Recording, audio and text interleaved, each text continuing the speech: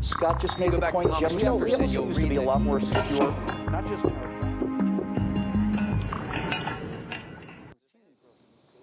Well, I was listening to the BBC in my car the other day. That's not something I normally have the strength to do, mind you. And I heard a story that just really lit me up. No, in a good way. So let's cut right to the chase and bring in Steve Green and Scott Ott and see if they feel as strangely good about this story as I do. Now, guys, I have to confess that while I like several country and western songs, I would not describe myself as a fan. However, I was flipping through the channels and I stumbled upon some interesting country and western on a BBC segment, and that surprised me. And when I found out where it was coming from, that surprised me even more. Guys, when they walk into my show, they had been believing when they heard the sound that probably it's a white guy from the West doing country. Thank you very much. Yes, my friends, his name is Sir Elvis. He's a Kenyan singer. He's born on the day that Elvis Presley died. He was named after Elvis Presley. And this guy has got it down. He's got the twang, he's got the rhythm, he's got the cowboy hat and the cowboy boots. And he's not just walking the walk, he's talking the talk and singing the sock or whatever. Now, believe it or not, there's a big old love of American country music in Africa. And for some reason, it just warmed my heart in a way I can't really describe. So here's just a few seconds of just another bunch of cowboys and guitars out in front of their pickup trucks.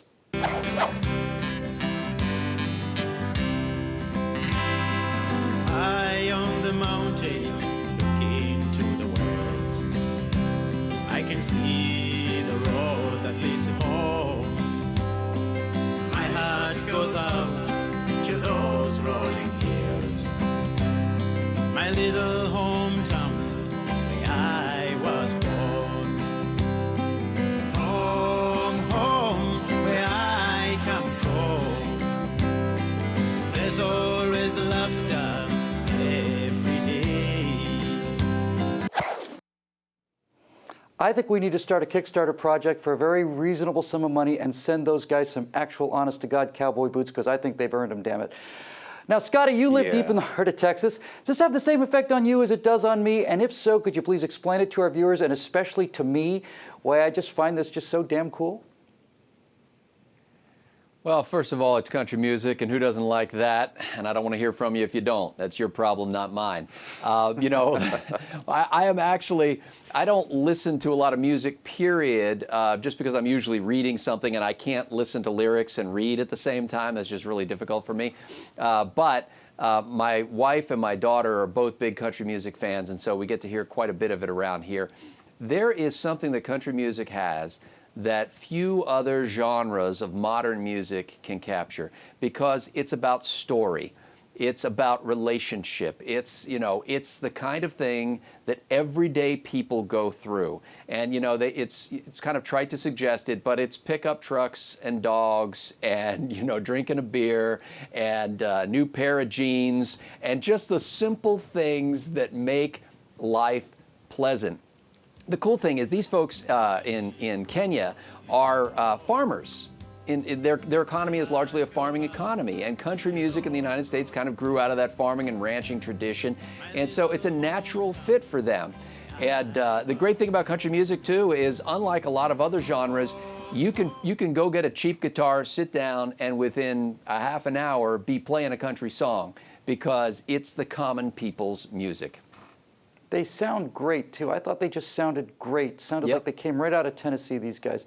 Hey, Steve, if these guys were rockers or whatever, I'm sure I wouldn't have noticed the music at all. So why does the sound of country coming from Kenya, and the rest of Africa for that matter, resonate so strongly? Do you think it's because it's so distinctly American? Or do you think it has something to do with what Scott was talking about, the kind of fundamental values of decency, hard work, and commitment that run through country music in exactly the same way that they don't run through rock and roll?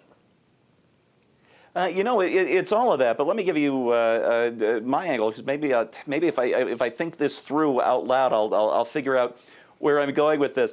I was raised on a really eclectic collection of music, big band and swing for my two sets of grandparents, R&B and the blues and jazz for my mom, classical and Tom Lehrer for my dad, and then you add in the punk and new wave that were all over the radio when I was first really starting to pick out my own music, and so just a really wide array of music, but country was never a part of that. None of my family listen to country. However, once or twice a decade, country music makes inroads into the regular pop charts. And I was lucky enough in the 70s that it happened twice. And it tended to mostly be the outlaw guys, Chris Christopherson, Waylon Jennings, Johnny Cash in the sort of Renaissance second half of his career.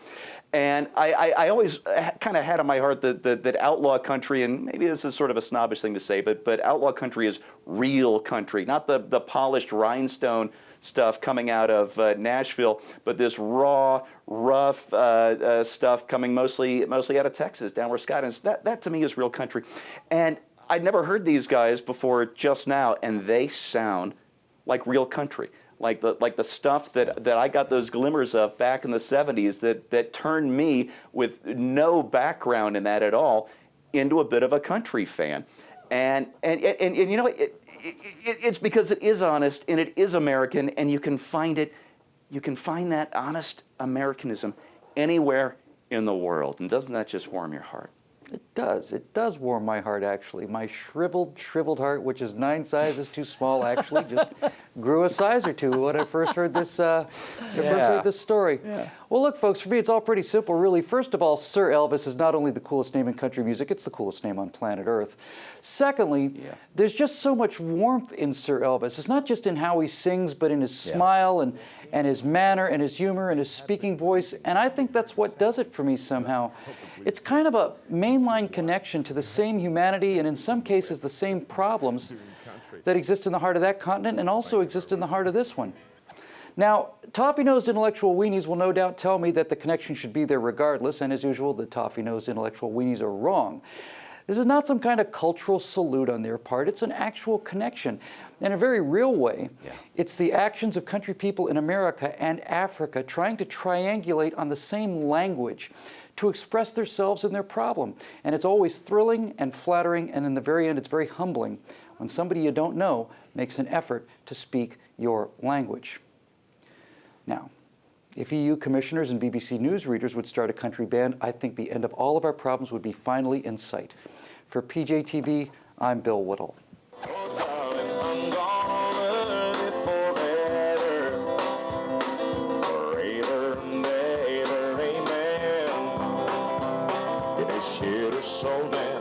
Satan talk about the weather, the Lord's the rain and sing.